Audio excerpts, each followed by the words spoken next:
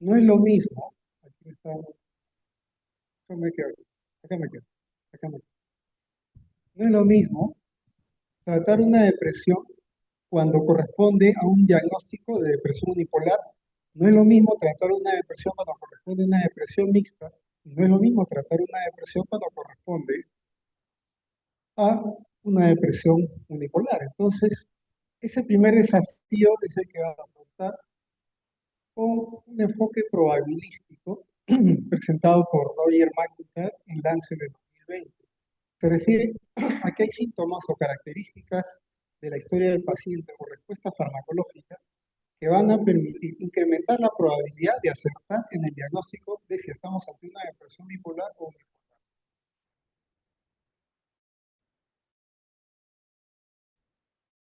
Entonces, probabilidades de ser bipolares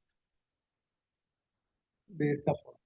Entonces, tenemos el paciente que viene a la consulta con síntomas de depresión unipolar, pero cuando vamos identificando y hablando con el paciente, hay tres dominios que hemos arreglado para poder ver si nos encontramos ante un paciente unipolar o que está camino hacia la bipolaridad.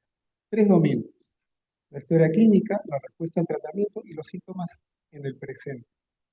En cuanto a la historia clínica, si el paciente con un episodio depresivo tiene historia familiar de trastorno bipolar, tiene una probabilidad mayor de que tenga un cuadro mixto o que esté en camino hacia ser un cuadro bipolar. Si la edad de inicio del primer episodio es antes de los 25 años, se aumenta también esa probabilidad.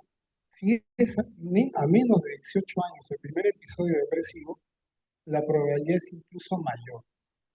El número de episodios, el número de hospitalizaciones, a mayor número de episodios y de hospitalización, vamos a tener una mayor probabilidad de que no estemos ante una depresión unipolar, sino de tipo bipolar o mixta.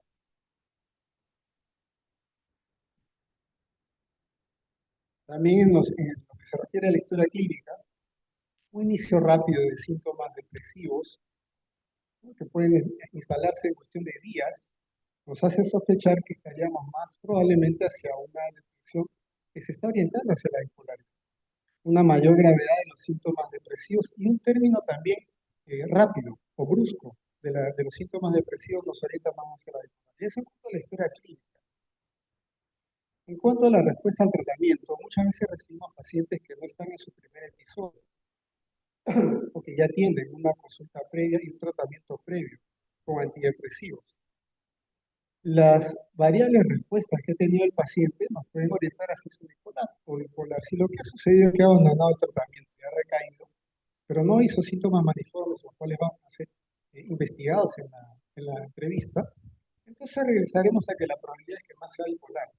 Pero si de pronto, luego de un tiempo de uso de antidepresivos, tuvo ausencia de respuesta, es decir, iba bien y de pronto dejó de tener efecto antidepresivo, o tuvo una hipomanía inducida por los antidepresivos, o un agotamiento del efecto. Pero aquí hay ausencias que nunca hubo efecto, ¿no? Aquí más bien el efecto se agota después de un tiempo. O si tuvo una respuesta muy rápida a los antidepresivos. Sabemos que los antidepresivos recién en 2 semanas aproximadamente empiezan a tener un efecto, porque tienen que realizar toda una cascada que eh, se orienta a una mejor rearborización del sistema nervioso. Entonces, una respuesta en menos de 2 semanas llama la atención. Es algo que hemos de considerar, por si el paciente podría ser más bien alguien que se orienta hacia la bipolaridad. Y en cuanto a los síntomas, es decir, a lo que está presentando en el momento, los síntomas que pasan más hacia la bipolaridad, hacia una depresión de tipo bipolar, son la presencia de síntomas psicóticos, síntomas depresivos atípicos, como por ejemplo hiperfagia o hipersomnia diurna, nos sugieren que más es un episodio depresivo bipolar. Síntomas hipománicos subsindrómicos. Hay varias formas de llamar a estos síntomas. Se le llama a síntomas mixtos, síntomas de depresiones con características mixtas, síntomas del polo opuesto o síntomas hipománicos subsindrómicos. Se refiere a la presencia de síntomas hipománicos en un cuadro depresivo sindrómico, agresividad, hostilidad o comorbilidad con el uso de sustancias. Nos orienta a que podríamos estar ante un episodio depresivo de tipo bipolar. Funciona aplicar esto a todo paciente que acude a la consulta con un episodio depresivo, porque estos datos son sumamente sugestivos de que el paciente no sería un paciente que tiene exclusivamente una depresión unipolar. Entonces, si yo creo que el paciente tiene una depresión, me parece que es una depresión unipolar, requiero tener presente que hay datos importantes, que más de un tercio de los pacientes unipolares se diagnostican como bipolares. Y esto no ocurre necesariamente al poco tiempo. Al poco tiempo el paciente podría estar teniendo una buena respuesta antidepresiva, pero en cuestión de meses, incluso de años, esto puede virar hacia una bipolar. Incluso pacientes bien diagnosticados, no estamos hablando de mal diagnóstico, sino un buen diagnóstico de depresión unipolar puede pasar a depresión bipolar. Cuando ya el paciente tiene su diagnóstico de trastorno bipolar, en este caso trastorno bipolar 2, y se hace lectura clínica, se descubre que el 60% de esos pacientes en un inicio fueron primero diagnosticados como depresión unipolar, y más de la mitad luego ya tuvieron un diagnóstico. La presencia de síntomas de hipomanía subumbrales, por ejemplo, irritabilidad, alteraciones de la concentración, eh, pensamientos rápidos, aumento de la energía, cualquiera de esos síntomas que he enumerado, por ejemplo, aumento de energía, incrementa el 30% el riesgo de que en el futuro este paciente desarrolle una bipolaridad. Entonces, los síntomas mixtos, en una depresión sindrómica, con todos sus síntomas de depresión, pero que tienen uno, dos o tres o más síntomas del polo opuesto, es decir, hipománicos, tienen una probabilidad de pasar a ser bipolar de acuerdo también al número de síntomas hipománicos que pueda presentar. El espectro de los trastornos del humor va desde la depresión unipolar pura hasta la manía pura. Pero aquí está todo el espectro. A medida que se van añadiendo el número y en severidad los síntomas maníacos, estamos ya en una depresión con manía subsindrómica, o también llamada depresión mixta, o depresiones con síntomas del polo opuesto. El polo opuesto es el de la depresión ya no es pura. Llega al estado mixto cuando cumple sindrómicamente síntomas depresivos y síntomas mánicos y cománicos. Y desde la manía también podemos ver que hay un continuo.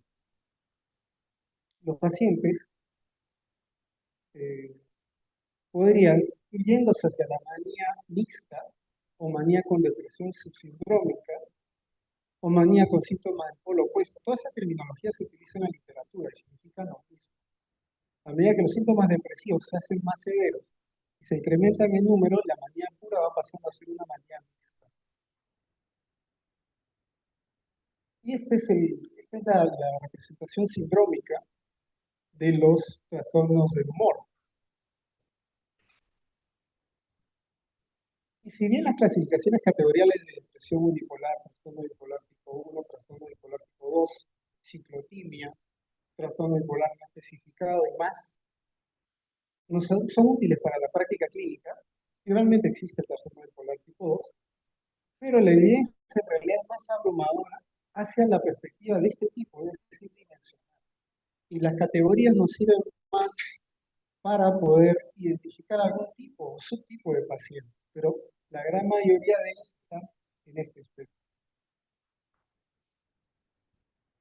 Reiterándonos, pacientes con depresión unipolar con un poco de manía, uno, dos, tres síntomas del polo opuesto, tienen una importante probabilidad de convertirse en pacientes bipolares a lo largo de los años. No estamos hablando de mal diagnóstico, estamos hablando de que no hayan identificado una hipomanía, sino que siendo bien diagnosticado como depresión unipolar, pueden pasar, con el paso del tiempo, hacia la bipolar.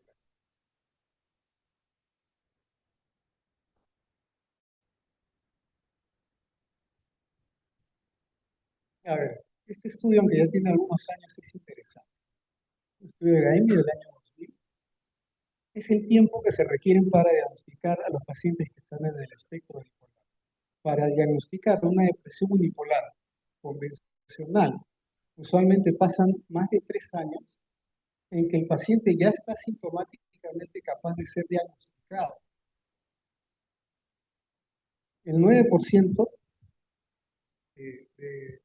pasan 9 años para que todos los pacientes bipolares, sobre todo bipolar 1 y 2, sean diagnosticados.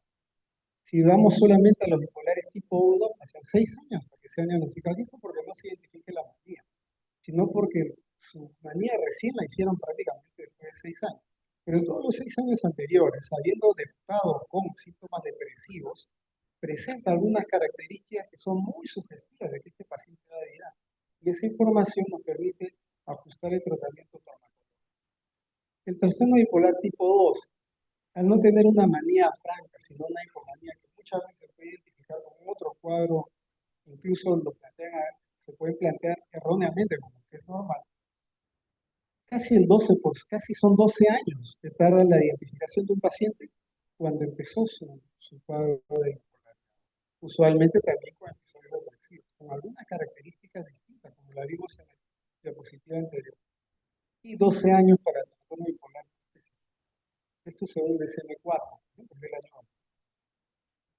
A ver, los síntomas subsindrómicos, que reitero son los síntomas mixtos o llamados del polo opuesto, o síntomas hipománicos según la depresión, aumentan el riesgo de recaída.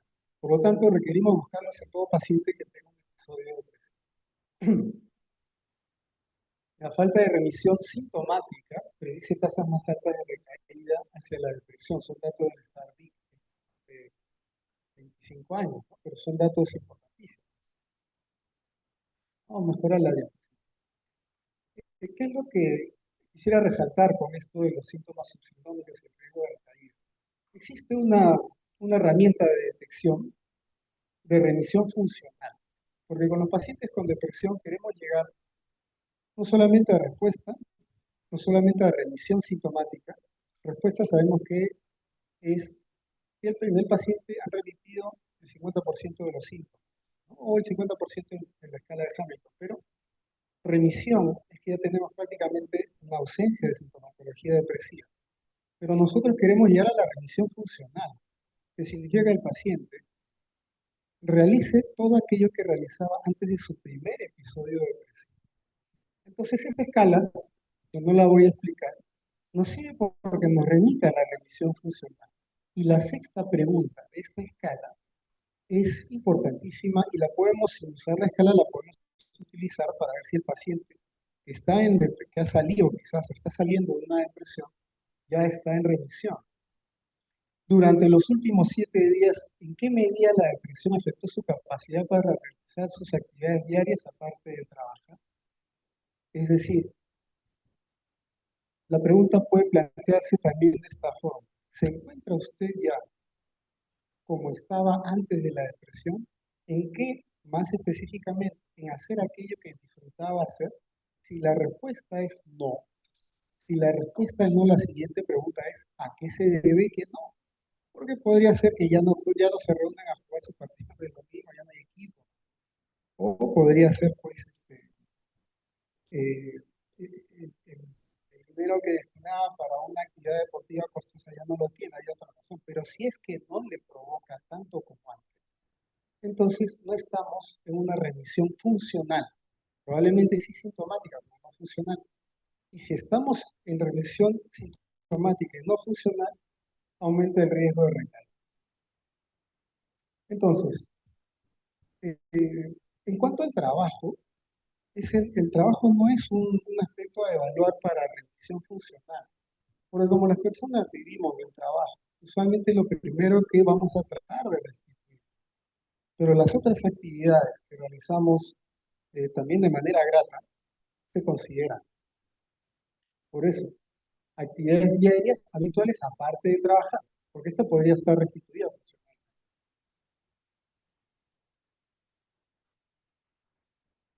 Bien, las características mixtas en grupos unipolares y bipolares. De primera, con una primera idea podríamos pensar que los pacientes que tienen síntomas mixtos ya pues son bipolares. No, los pacientes con síntomas mixtos pueden tener un trastorno depresivo mayor, no bipolar, puede ser bipolar 1 o puede ser bipolar 2. Entonces, ¿con qué frecuencia están presentes los síntomas mixtos, las características mixtas, los síntomas del polo opuesto, síntomas hipománicos, en los pacientes con trastorno depresivo mayor. Casi más de la cuarta parte de los pacientes tienen síntomas del polo opuesto, sin llegar a ser eso una bipolaridad, porque no he hecho una hipomanía. Pero hay que considerarlo, porque este grupo de pacientes, siendo la cuarta parte de los pacientes con depresión, van a tener probablemente un afronte psicofarmacológico distinto. Entre bipolares 1 y bipolares 2, casi el 35% de los pacientes tienen síntomas mixtos. Y el paciente con depresión bipolar, sea 1 o 2, no siempre tiene síntomas mixtos, también puede ser pura su depresión, ¿no? Casi el 65% lo es. Es una característica muy importante de diferenciar en cada paciente con depresión. ¿Y qué pasa con estos pacientes que tienen depresión? Las características mixtas en el episodio depresivo se asocian a...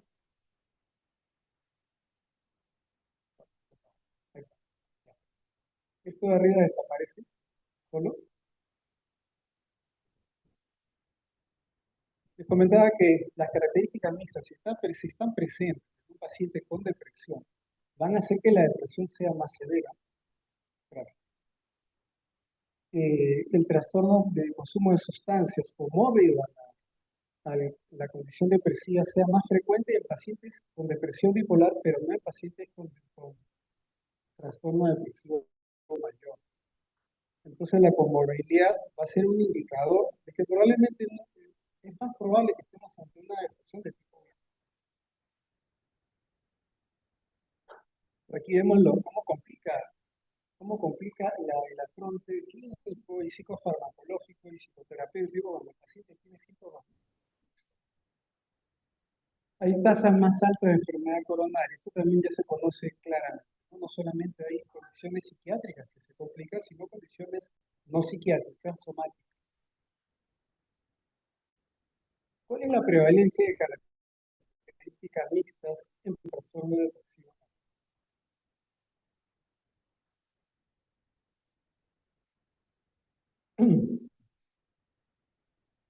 Bien, este estudio reciente, si es de este año, del Grupo Europeo para el Estudio de la Depresión Resistente. Es un grupo que nota que los pacientes que tienen una escala de Young que va a medir síntomas psicománicos, ¿no? La Young Rating Scale, que mide síntomas psicománicos. En pacientes que responden al tratamiento antidepresivo es menor el número de síntomas psicománicos, pero a medida que suben los síntomas de hipomanía, o sea, los síntomas mixtos, en el episodio depresivo, la respuesta farmacológica es menor y se conduce ya hacia lo que podría ser lo que estudia este grupo. ¿Cuál es la prevalencia de características mixtas de la depresión bipolar? En el año 2009, cuando fue la primera jornada del capítulo peruano de la Sociedad Internacional de Trastornos Bipolares, este era el estudio reciente, con un DSM-4 de funcionamiento. Los pacientes unipolar que no tienen nada de manía, ningún síntoma hipománico, son solo en este estudio el 31%. El 70% de pacientes tienen síntomas mixtos. Por lo tanto, es casi una norma, una regla, es imperativo buscar los síntomas mixtos. Estamos viendo que tiene consecuencias dañinas y además orientadoras para el tratamiento. Y en este eje vamos a ver el número de síntomas que pueden presentar un síntoma mixto, dos síntomas mixtos, hasta 7 síntomas mixtos. Con un síntoma mixto, dos o hasta tres o menos síntomas mixtos, más de la mitad de los pacientes tienen una manía, más de la mitad de los pacientes con depresión tienen síntomas psicománicos, y hasta tres de ellos. Y aquí ya estaríamos hablando de un episodio mixto completo. Entonces vemos que los síntomas psicománicos son casi podríamos decir la regla en vez de la excepción en los episodios de depresión.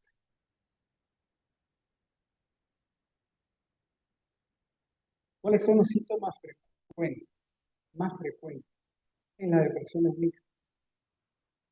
A ver, en el DSM-5 hay una convención de apostar siempre más por la sensibilidad que por la especificidad. Perdón, al revés, más por la especificidad que por la sensibilidad. ¿Por qué? Porque el DSM-5 sirve pues, para muchas cosas, entre ellas investigación, pago de seguros. Entonces, cuando seguimos los criterios del DSM-5 al pie de la letra, vamos a dejar pasar, por falta de sensibilidad, muchos diagnósticos. Pero cuando se diagnostica una condición de acuerdo a los síntomas, con seguridad, más del 90% realmente la tiene. Pero esto disminuye la sensibilidad. Y en cuanto a los síntomas mixtos, el DSM-5 prefiere dejar de lado tres de los síntomas más frecuentes en las depresiones mixtas. Por lo tanto, deja de lado agitación psicomotriz, irritabilidad y distracción. Dejando de lado esto, pasamos de una sensibilidad de más del 50% a menos del 5%. Si seguimos solamente los criterios del DSM-5, casi más del 90% de los pacientes van a estar recibiendo ¿qué? Un antidepresivo, sin considerar, sin encontrar de que es una depresión con características mixtas. Pero estos son los tres síntomas quizás más importantes. Este síntoma de pensamientos acelerados, si bien es importante, hay que diferenciarlo bien del cuadro de ansiedad, de una rumiación obsesiva. Y los otros síntomas sí se consideran para la depresión mixta en el DSM-5, pero los más importantes no. Por lo tanto, clínicamente, ya no siguiendo el manual, vamos a considerar siempre para ver la posibilidad de que la depresión sea mixta, es decir, con síntomas del polo opuesto, la agitación psicomotriz, preguntar por ella, la irritabilidad, la distracción. Más datos sobre la depresión con características mixtas. Se inicia más temprano.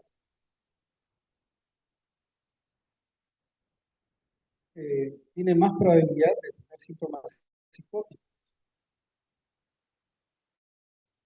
Aumento del uso de suicidios consumados. Más pensamientos suicidas, más intentos suicidas, más suicidios llevados a cabo en características mixtas. Y más condiciones comórbidas, adicional a sustancias, TDAH. Es sumamente importante hacer ese diagnóstico diferencial o diagnóstico comórbido.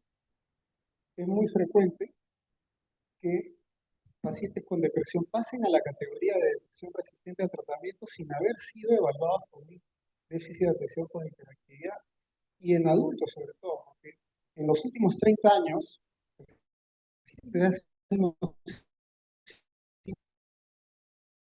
7 años, pero yendo hacia atrás, de depresión, no buscaban ver la presencia o descartar el TDAH en su grupo de población de estudio. Entonces, han sido dejados de lado. Pero la prevalencia de pacientes con depresión y que tengan TDAH es altísima. Estamos hablando del 20%, una de cada 5. Otra característica que se asocia al estado hipománico dentro de la depresión es un tiempo prolongado hasta la remisión y recuperación, más tiempo de...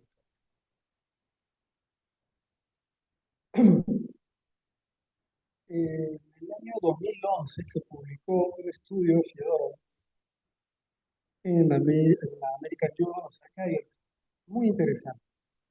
Vean que ese año todavía no se había publicado esto. Por lo tanto, este dato, a mi parecer, jugó un papel importante para definir qué es y qué no es una depresión mixta. Este es un estudio del NIMH sobre depresión en 550 pacientes con depresión mayor seguidos por 5 años, pero que tienen síntomas mixtos. Estas son una depresión mayor, pero con 1, 2 o más síntomas del polo opuesto.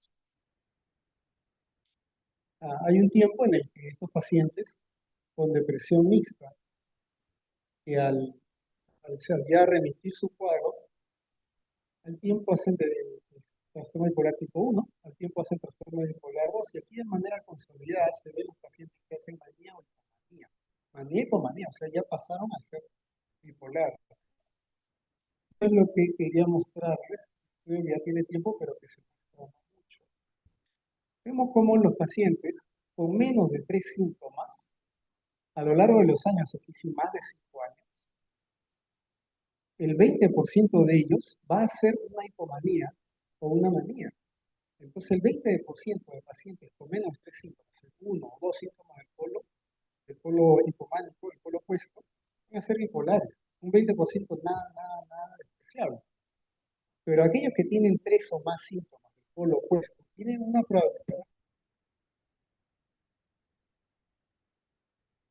de ser bipolares, casi cercana a lo largo de 15 años o más, de que el 40-50% pasen a ser bipolares. Estamos hablando de una gran población que va a virar porque al comienzo de su depresión, que remitió con antidepresivos, pero que tenía algunos síntomas mixtos, van a virar. Por lo tanto, hay que revisar esas características en los pacientes cada vez que los recibamos en la consulta. Hay dos, aquí en realidad cuando digo una pregunta son dos, pero que se pueden hacer al mismo tiempo. Pregunta importante, cualquier paciente, sea por la primera vez que lo vemos, sea que lo estamos viendo ya durante muchos años, porque esto puede pasar aún cuando el antidepresivo funcione bien, o si lo recibimos de parte, lo recibimos como un paciente derivado, bueno, después de tiempo quiere volver a tratarse. Entonces, ¿qué preguntas son importantes? Es un estudio reciente de algo que ya se planteaba hace un tiempo, un artículo del 2024, un artículo de Tondo. Tondo, un investigador de bipolaridad sumamente italiano que vive en Norteamérica, vino al Perú para la segunda jornada del capítulo de trastornos bipolares. Bueno, él el año pasado, en el acta psiquiátrica escandinava, volvió a confirmar que la historia familiar de trastorno bipolar es uno de los factores predictivos más importantes para saber si un paciente con episodio depresivo, puede tener una depresión mixta o incluso con los años tener una bipolaridad. Entonces, la pregunta va al presente y al pasado. ¿Tiene algún síntoma maníaco o maníaco? No le voy a presentar con esa terminología al paciente, obviamente, pero voy a buscar síntomas mánicos y cománicos en cada cita, sea en la segunda, en la tercera, en la décima, en la 20ª. Y además le voy a preguntar también por familiares con antecedentes de trastorno bipolar. Porque reitera Tondo el año pasado, que el antecedente del trastorno bipolar es uno de los factores predictivos más importantes.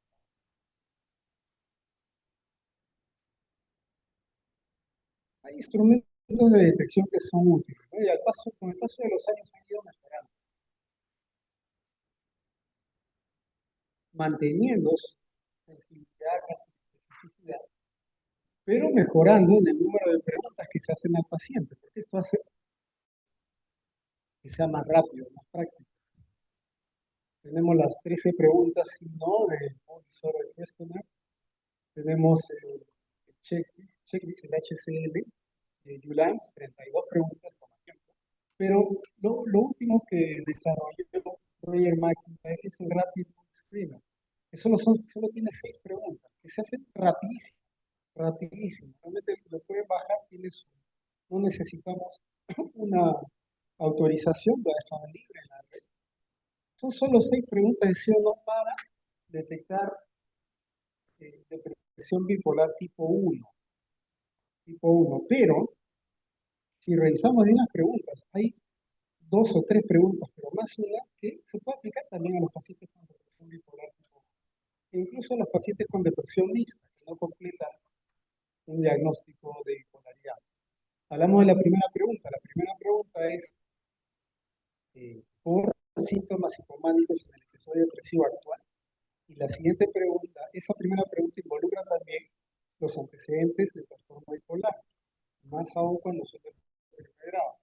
La segunda pregunta más importante se puede sacar de este Rapid Screener, que puede tener más de 4, 5 años o 3 años de publicación. Está desarrollado para diferenciar depresión unipolar de depresión bipolar uno y son solo 6 preguntas. La primera de ellas ha habido al menos 6 periodos de tiempo diferentes, al menos 2 semanas, en los que se ha sentido profundamente deprimido. 6 periodos. No, no, 6 periodos indistintamente de la edad. Y cuando estamos ante un paciente, y hay varios de ellos que han tenido episodios pasados, no solamente han tenido uno, sino que recién, después de varios episodios, acude a la consulta. Es un dato importante para diferenciar depresión unipolar y bipolar. La segunda pregunta, ¿ha tenido depresiones antes de los 18 años? Es un dato duro, fuerte, para pensar que una persona menor de 18 años que hace depresión tiene una alta probabilidad de tener una depresión de tipo bipolar. Esto cae totalmente en el campo de los psiquiatras de niños y adolescentes. Y esta es la pregunta, sobre todo. La segunda pregunta, no la segunda pregunta del instrumento, sino la segunda pregunta más tan importante como la anterior. ¿Ha tenido que dejar de tomar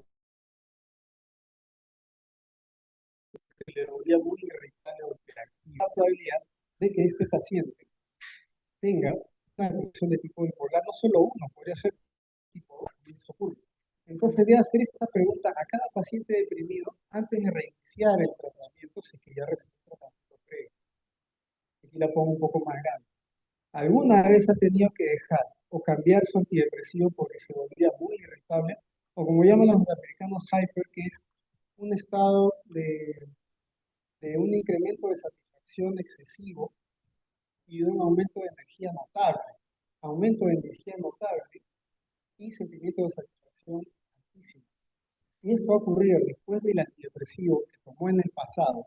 Entonces, estamos ante un predictor muy importante de que el paciente en realidad tiene un trastorno de tipo bipolar. Bien, este cuadro es interesante.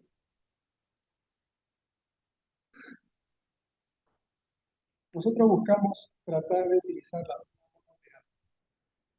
ya con depresión interior, bipolar.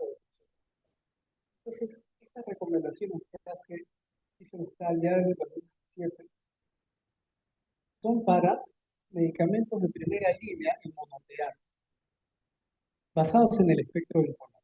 Esta diapositiva la vimos hace un momento, depresión pura, acá sería en el extremo de la depresión. De ahí empiezan los síntomas mixtos. Manía pura, de ahí empiezan los síntomas depresivos mixtos. ¿Qué es lo que propone? Que podemos utilizar antidepresivos en la depresión unipolar con algunas características especiales. Los antipsicóticos atípicos, dependiendo de qué antipsicótico, qué perfil de, de efectos sobre receptores tiene, podría orientarse más hacia las depresiones mixtas o incluso hacia las depresiones resistentes al tratamiento. Están empezando a ser resistentes. Y otros se orientan más hacia la parte ya de manía con síntomas subsindrómicos depresivos o para manía pura. Y los estabilizadores del humor van a estar desde la parte mánica hasta el estado mixto. No han demostrado una efectividad notable. Hay estudios, pero no hay aprobaciones para estabilizadores del humor en depresión, en, en, en depresión o depresión unipolar sin características. Entonces, ¿qué pacientes recibirían antidepresivos en monoterapia? Recuerden que todo esto es en monoterapia. La estarían recibiendo aquellos pacientes que tienen un episodio depresivo, pero sin ningún síntoma hipománico del polo opuesto. Con ello se podría utilizar con mayor seguridad un antidepresivo en monoterapia. Vamos a revisar otras características más que asegurarían el uso de antidepresivos en esos pacientes. Pero miren el espectro amplísimo que tienen los antipsicóticos de segunda generación para el tratamiento del espectro. Apenas empiezan los síntomas mixtos, ya los antipsicóticos atípicos tienen un lugar. En depresión unipolar o solo bipolar, en depresión bipolar, ambos cuando tienen síntomas mixtos suelen ser más seguros que el uso de un antidepresivo monoterapia. Vayamos repasando las tendencias del uso de tratamientos para la bipolaridad en los últimos 20 años. En psiquiatras del entorno de atención ambulatoria. Lo que estoy comentando ha ido evolucionando, se ha ido complementando, ¿no? El usar menos antidepresivos, utilizar más antipsicóticos de segunda generación, considerando los efectos colaterales. Algún estabilizador del humor en la etapa de mantenimiento. Pero bueno, en esta primera parte vemos la tendencia de los tipos de agentes. Aquí vemos que eh, a lo largo de los años, los antipsicóticos de segunda generación que están en azul han ido incrementando su uso. Los estabilizadores del humor han ido bajando, tal vez a expensas de valproato por sus guardias, ¿no? Por lo que puede ocurrir en mujeres en edad gestacional, tanto por ovario poliquístico como por malformaciones intrauterinas. El litio, en verde, casi se mantiene, pero va de bajada también, que no debería ser así.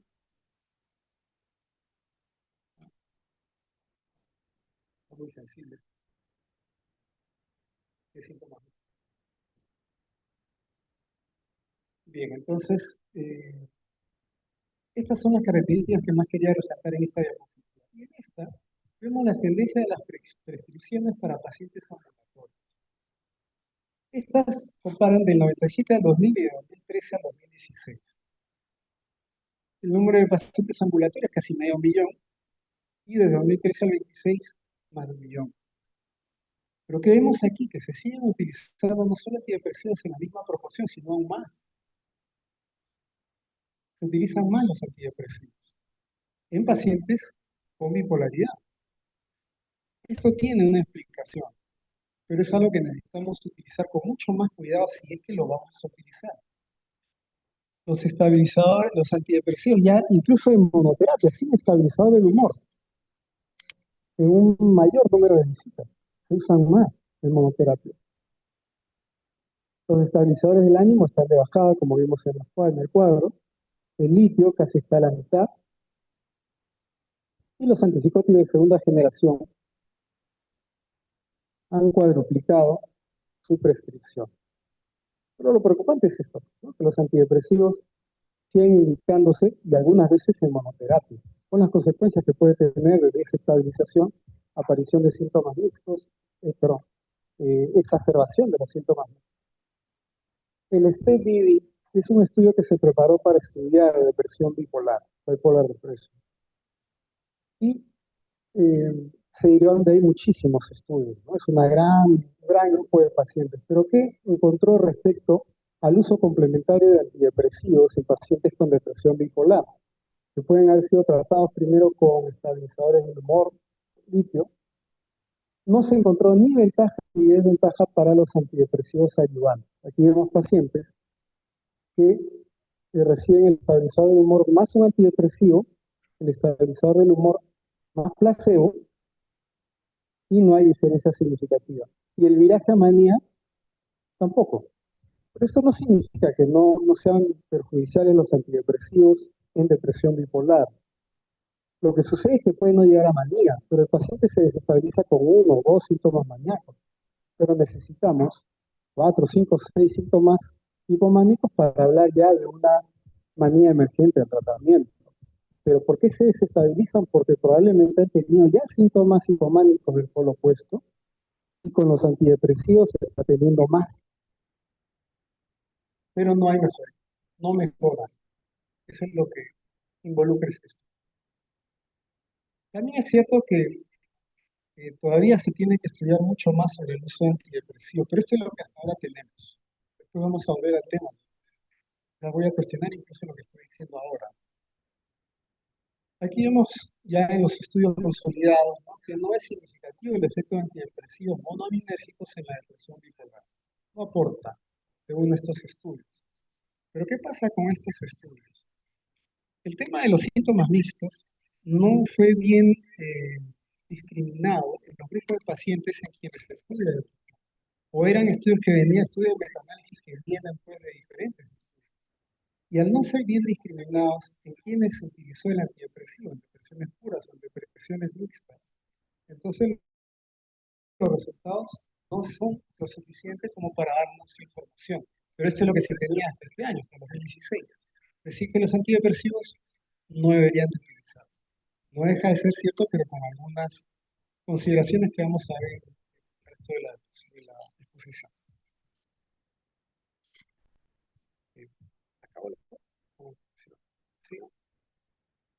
El uso de antidepresivos en depresión bipolar. Hace unos años, la doctora Pacchiarotti, del grupo de Eduard Vieta en Barcelona, plantea algunas reflexiones interesantes sobre el uso de antidepresivos en depresión bipolar 2, ¿no? O sea, también hay un espectro, no solo del trastorno del humor, sino un espectro del trastorno bipolar tipo 2. También podemos hablar de esto. Hay un tipo de bipolaridad que tiene su espectro. Y el uso de antidepresivos, si es tolerado, podría utilizarse en depresiones bipolares que se comportan como unipolares. Es decir, que no tienen síntomas del polo opuesto, depresiones puras. Reafirma lo que antes ya había planteado el ISBD en el año 2018. Ya, ok. Esta diapositiva es parecida a la anterior. Aquí vemos que los antidepresivos exacerban los síntomas del polo opuesto.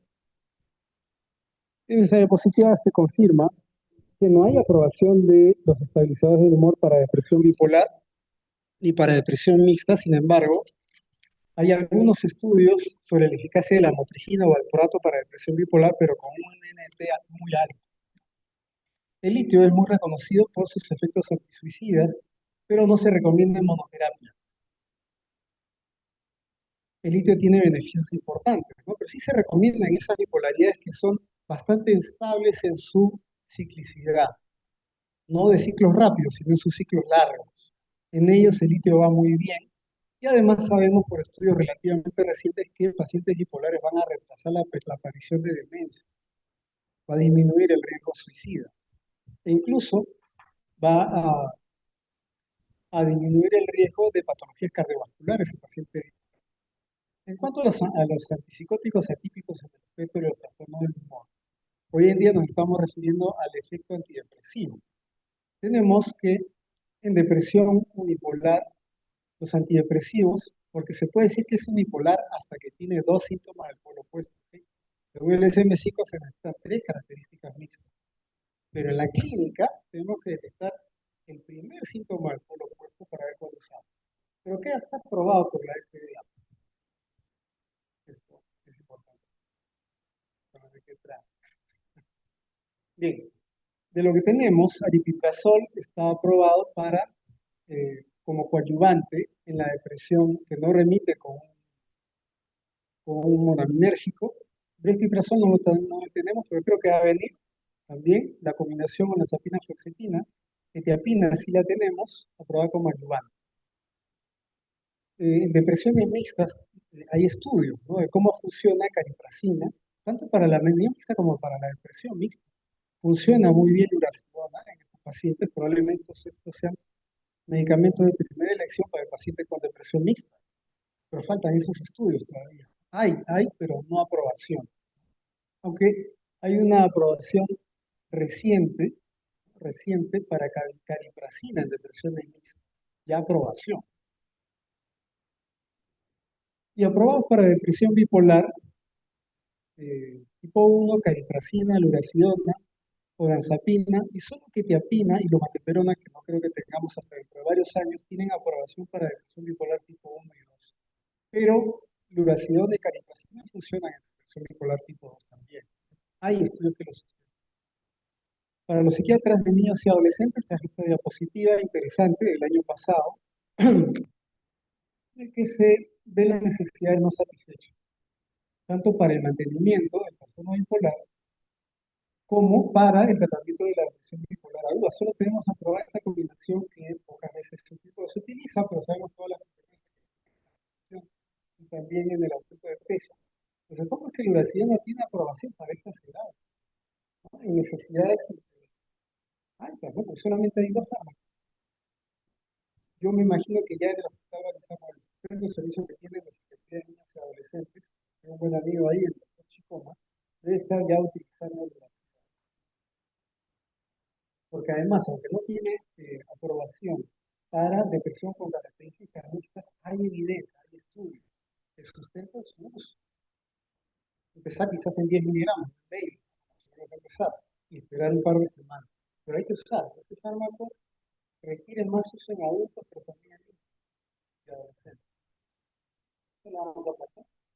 Estos son los efectos colaterales eh, de los antipsicóticos atípicos. Cuando tenemos un paciente en que vamos a darle una medicación atípica, cada paciente es distinto. Y tenemos que ver qué cosa es lo que interesa al paciente. ¿Qué vemos? Si vemos un paciente en la historia que cuando ha tomado eventualmente por otro tratamiento 25 o 50 miligramos de quetiapina y duerme de la 9 a mediodía, ya vemos pues que probablemente esa no sea para él. Pero también es cierto que el paciente puede decir, yo solo quiero que no me pasen los días. No está con sueño durante el día, que a veces pasa con olanzapina, bastante olanzapina y quetiapina, pero también dice que no me suba de peso. Y otros ya vienen a la consulta y tenemos pues una cierta protección a tener esas piernas inquietas sin fármaco. Pues no le vamos a dar algo que le va a exacerbar le va a presentar ya una catiza, ¿no? Vemos que está sentado frente a nosotros y está moviendo la pierna. Pero trabajemos con el paciente dialogando mucho. ¿Qué quiere que le suceda y que no le suceda? Al principio vamos a buscar siempre la eficacia y vamos a utilizar el que esté más de acuerdo a lo que el paciente nos solicita. Sube de peso, temas de intranquilidad, estamos ahí. Pero al paso del tiempo, si la efectividad no se logra con la utilización, se puede dialogar muy bien con el paciente y llegar a algunos que tienen mejor perfil de respuesta e incluso de comunicación. Los beneficios de los antipsicóticos atípicos para el tratamiento de la depresión mayor como ayudante, algunos aprobados por FDA, tasas de respuesta y remisión, eh, más líneas de tratamiento eficaces y permite aumentar un impulso terapéutico al monoamnesia que les estamos dando. Las limitaciones es que empezamos ya una polifarmacia, empezamos ya antes, las interacciones y los efectos colaterales. Y además, estos son los efectos secundarios según el médico que pueden indicar el uso de antipsicóticos ayudantes. Aumento de peso, efectos metabólicos, síntomas epidemiales, sedación, raquitismo. Cada vez menos, ¿no? Eso es lo que decimos nosotros. Esto hay que plantearlo en diálogo con el paciente. Bien, esta es una combinación activa de la fluoxetina, pero como dije al comienzo, tenemos que conocer el fármaco, cuál es su eficacia, cuál es su perfil de seguridad, cuáles son sus mecanismos de acción. ¿Por qué? Porque es con ellos que vamos a interactuar y hacer que logremos el efecto antidepresivo. La conocemos esta formulación, la usamos poco, porque sabemos los efectos colaterales de la zapina. La quetiapina para la depresión bipolar ha sido usada.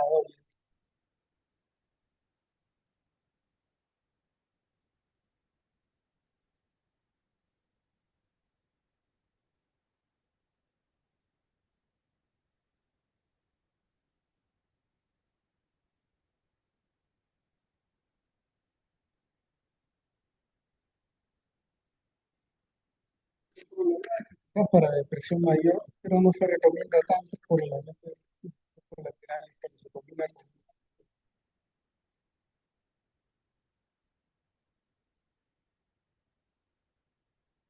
probada la efectividad de quetiapina en depresión bipolar aguda, probada más en bipolares tipo 1, es lo que se ve acá, ¿no? En este estudio se concluye que quetiapina tiene una muy buena respuesta para la depresión bipolar, pero más cuando es de tipo 1, algo menor cuando es tipo 2. Duración. Entre los mecanismos antidepresivos tenemos uno que casi se diría que es único, ¿no? Su efecto antagónico sobre los receptores 5-HT7. Sumamente importante saber estos nuevos antipsicóticos para nosotros nuevos. ¿En qué, hacia qué perfil de efecto se dirige? La molécula, el efecto antagónico 5-HT2A es más importante, pero este efecto no podemos dejarlo de lado. Problema de tolerabilidad por el efecto de más importante. Por eso con duración hay que ir despacio, ¿no? Empezamos con 20, esperamos 2 semanas, si no hay respuesta antidepresiva, o si está irritable, recién podemos subir a 40 y esperar 2 semanas. Con duración, paciencia. No es como la como la aspirina, es casi como el aripiprazol, incluso más. Hay que tener paciencia. Si vamos muy rápido, vamos a producir acá. Los estudios de duración que demuestran su acción antidepresiva en depresión bipolar tipo 1, también efectiva en depresión con características mixtas. Este es un espacio en donde requerimos buscar las características mixtas para usar y versión en esos pacientes con mayor seguridad. Aripiprazol, su mecanismo de 3 agonista parcial es más importante, pero la caticia como problema de tolerabilidad no se recomienda para depresión bipolar, falló, pero se usó tal vez en dosis crecientes muy rápidas, porque hasta la 7ª semana, con 5 miligramos iba bien depresión bipolar, pero luego se cayó al subir la dosis hasta 10 miligramos, algunos 12. Pero bueno, no tiene aprobación, no se usa como ayudante en el tratamiento de la depresión mayor. Como ayudante cariprazina, que parece que pronto la tendremos, una molécula interesante, ¿no? También tiene el agonismo parcial de 3, pero mucho más marcado que lo que tiene el aripiprazol. Su efecto de 3 podría ser el más potente y que explique los principales efectos antidepresivos. También el efecto antagónico 5-HT1A o 5-HT2B, pero tiene también el problema de la catiza parecido a la duración, pero un perfil más amplio. Vamos a pasar, ¿no? Tiene aprobación como ayudante en la depresión mayor, cariprazina, y tiene casi un perfil que se ubica, ¿no? Tiene estudios para depresión bipolar, depresión mixta, depresión bipolar tipo 1, pronto probablemente el tipo 2, se usa también en esquizofrenia, en manía mixta, entonces se recorre todo el espectro, con aprobación, excepto en, no, sí, también en depresión mixta. Bien, cariprazina es bastante bien tolerada en insomnio, náusea, pero esto es lo que más nos llama la atención, lo poco que influye sobre el peso, tal y como ocurre con duración. Su efecto sobre la depresión bipolar, sin tener los efectos de sobrepeso y metabólico que tiene la olanzapina y la quetiapina, es de considerar. Un minuto. Sí, voy a ir ya. Vamos a pasar. La motrigina en combinación con litio tiene un efecto importante en depresión bipolar. Este es un estudio interesantísimo de cómo cuando se añade al litio supera al estabilizador del humor.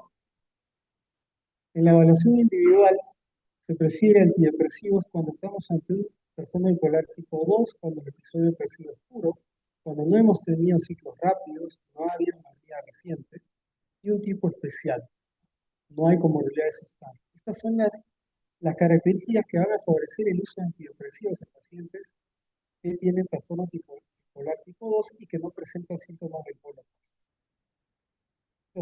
Terminando, en la penúltima diapositiva, no dejemos de lado los tratamientos no farmacológicos, potencian el efecto del episodio agudo. Y tenemos tratamientos no farmacológicos que tienen buena data, terapia cognitivo-conductual con reestructuración de patrones de pensamiento, terapia interpersonal y ritmos biológicos, ¿no? Que trabaja los disruptores cronobiológicos, terapia enfocada en la familia de Michael, el autor de este artículo, que plantea identificar tensiones, problemas de comunicación y manejo de estresores en la familia. Y finalmente la terapia cognitiva basada en la atención plena, ¿no? Es el mindfulness TDC, TCC, que nos da estrategias meditativas.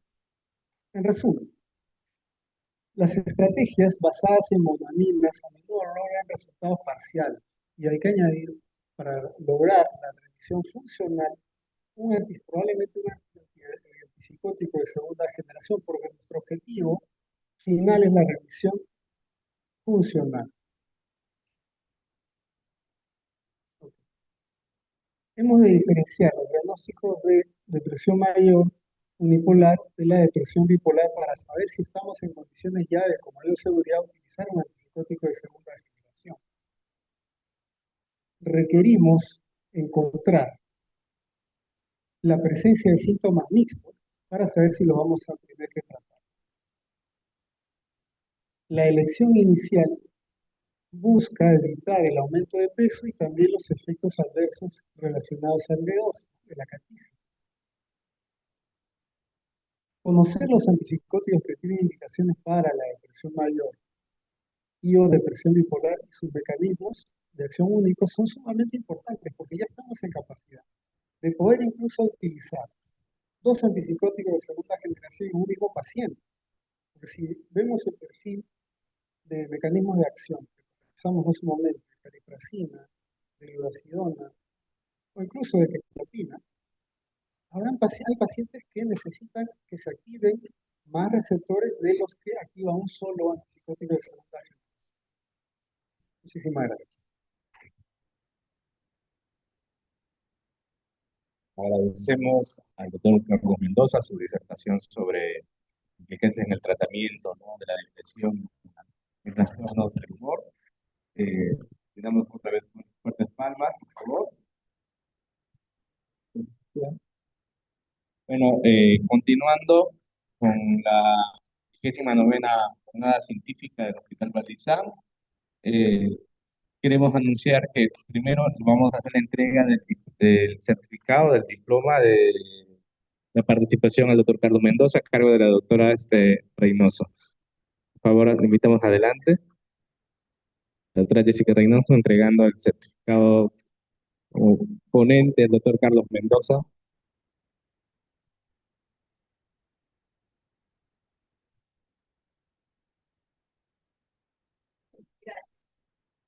Muchas gracias, doctor. Muy interesante. Palmas. Entonces, sí, la programación están ahora los reportes de caso, que vamos a tener dos, y a cargo de los médicos residentes de segundo año del Hospital Hermilio Valdizán. En primer caso tenemos eh, una psicosis persistente en gestantes en el contexto de la tormenta tiroidea, que es a cargo de la residente María Vega Cornejo. Y luego de eso va a verse el segundo caso a cargo del médico residente Luigi Riccardi, clozapina en trastornos del personal limítrofe y TDAH. Entonces, mientras preparan la exposición,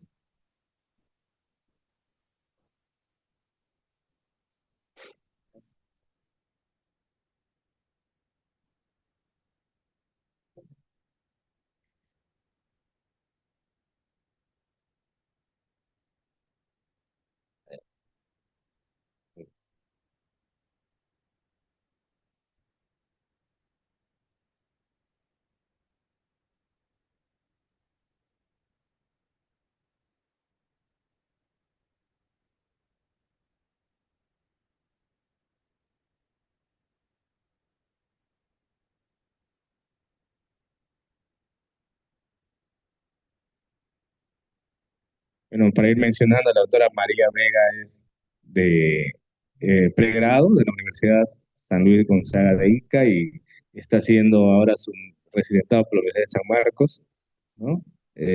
Médico reciente de segundo año. Y el doctor Luigi Ricaldi, no es Cuevita por si acaso, el doctor Luigi Ricaldi, es de Huancayo, hizo también ahí el pregrado y está haciendo la especialidad psiquiatría por la Universidad Ricardo Palma, en Hermilio Valdezán.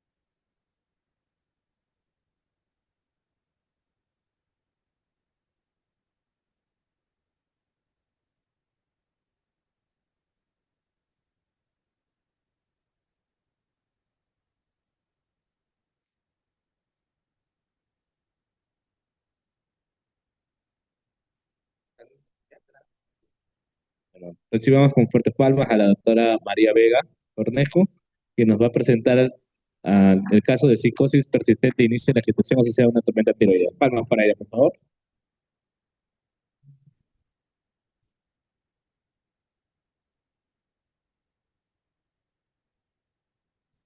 Buenas tardes.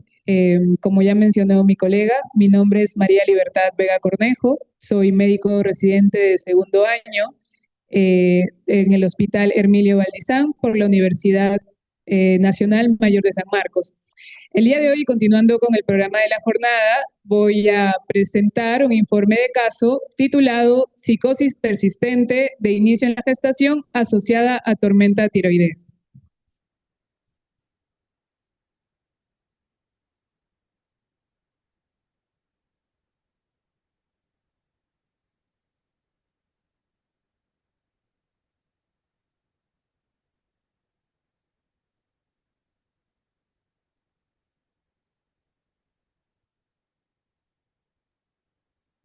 Bueno, este es el contenido de la presentación.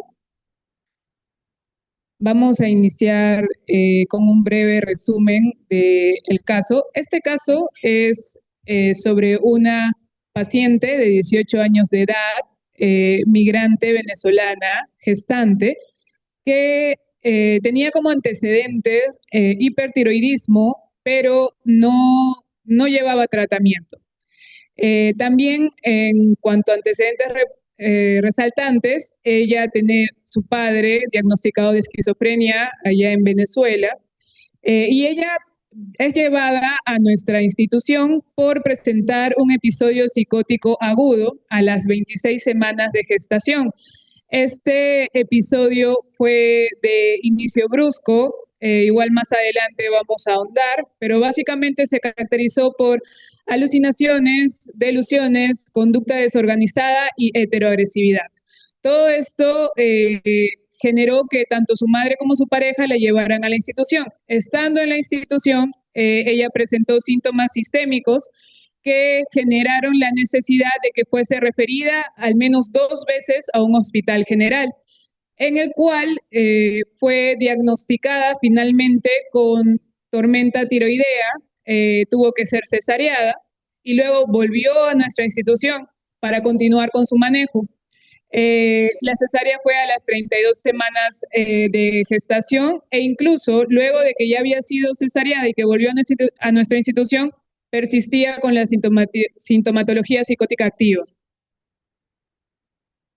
Entonces, en este caso, vamos a ver la convergencia de un trastorno psicótico agudo con una condición médica grave como lo es la tormenta tiroidea, en el contexto de una gestación que era de 26 semanas en un inicio.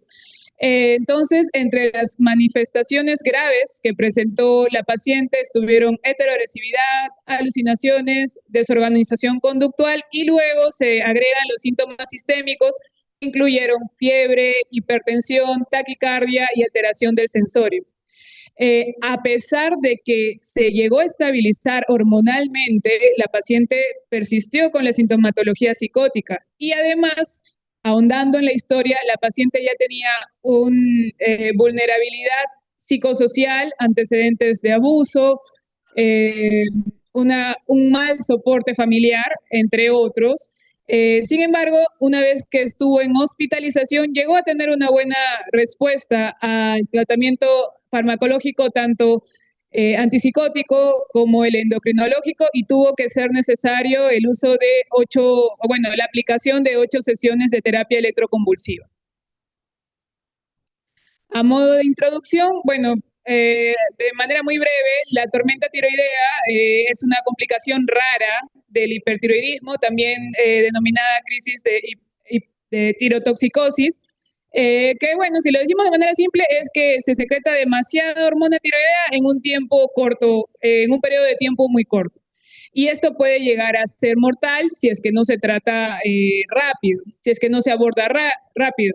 Entonces, entre los síntomas relevantes, porque sí, es necesario que los laboratorios se van a encontrar alterados, la TSH casi va a ser nula y eso, pero el enfoque es más clínico.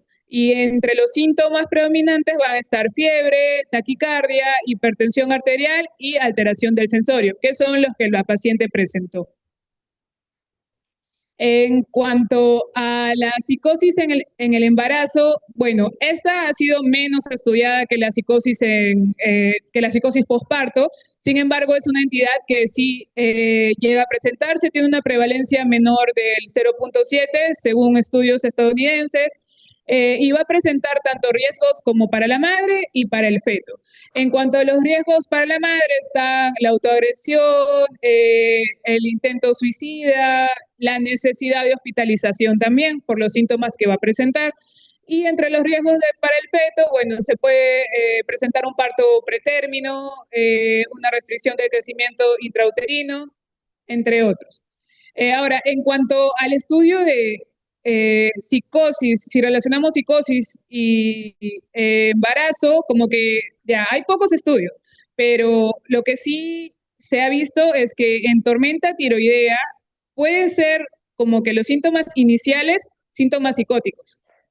Y en cuanto a la mortalidad fetal, está en más o menos un 10 a 20%. Entonces, hablando de la presentación del caso en sí, este caso nos muestra un episodio de psicosis en un contexto de enfermedad orgánica, como lo es la tormenta tiroidea, que requirió al menos 2 referencias a un hospital general y que la paciente cuando llegó a la institución refería tener 7 meses de gestación. Sin embargo, acudió sin carné de control prenatal. A modo de resumen, bueno, este fue tuvo inicio brusco y un curso progresivo. La mamá de la paciente nos refirió que 3 días antes de que fuese llevada a la institución, la paciente inició con heteroagresividad, golpeó a la hija de una vendedora de un carro de molientes que estaba por su casa, le mordió en la cara, le jaló el cabello, rompió el carro de molientes, empezó a tener conducta desorganizada, tiraba la basura de su casa en la calle y se ponía luego a barrerla y a trapearla. Decía que podía hablar con Dios, negaba estar embarazada, gritaba que su pareja había abusado de ella y que su mamá no era su mamá. Entonces, estos síntomas se presentaron en 3 días hasta que es llevada a nuestra institución. Como a la institución ella llegó sin carnet de control prenatal y solo decía que tenía 7 meses de gestación, se indicó que se hiciera una ecografía. Bueno, en nuestra institución no contamos con ecografías, así que se fue a un centro particular en el cual agredió al personal de salud y luego fue retornada a nuestra institución nuevamente. En este retorno, ella presenta agitación psicomotriz, agrede a su mamá, la patea, intenta morderla, por lo que se tuvo que indicar sujeción mecánica preventiva y es ingresada a sala de observación. En sala de observación, en una primera indicación, pasó con haloperidol, 5 miligramos vía intramuscular cada 12 horas. Sin embargo, a los 3 días que estuvo, a las 48 horas de estar en sala de observación, presentó flexibilidad seria, por lo que se suspendió. Y también empezó a presentar síntomas de hipertensión arterial en 140-110, taquicardia de 110 latidos por minuto, febrícula estaba en 27.6 y trastorno del sensorio. Por esto se coordina una referencia a un hospital general. En el hospital estuvo 3 días, fue estabilizada y fue dada de alta a su casa. En su casa, la pareja refiere que ella empezó de nuevo con conducta desorganizada, quiso salir por la ventana del cuarto del primer piso, pateaba las cosas, salía a la calle y quería golpear a las personas que se cruzaban con ella, hablaba incoherencias y en un último momento intentó saltar del tercer piso de la casa, por lo que la pareja la trae a emergencias.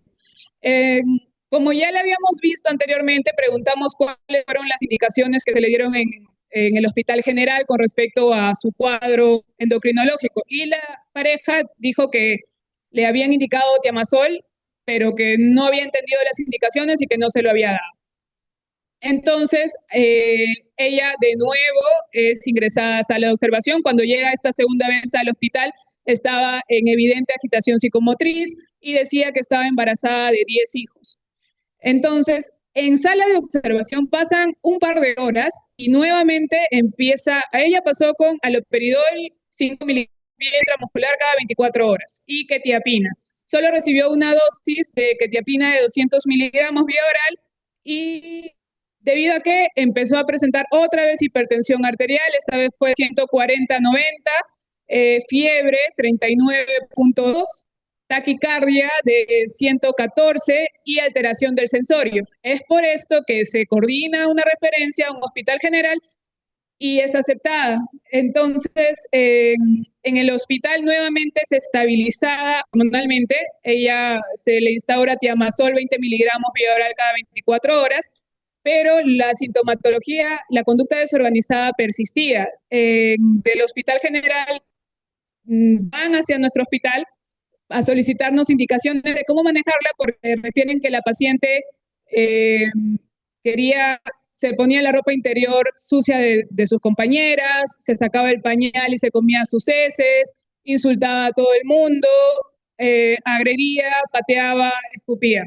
Entonces, de nuestra institución se le dio la indicación de que se le instaurara quetiapina de 600 miligramos vía oral al día y haloperidol 2.5 miligramos intramuscular, solo condicional a agitación psicomotriz.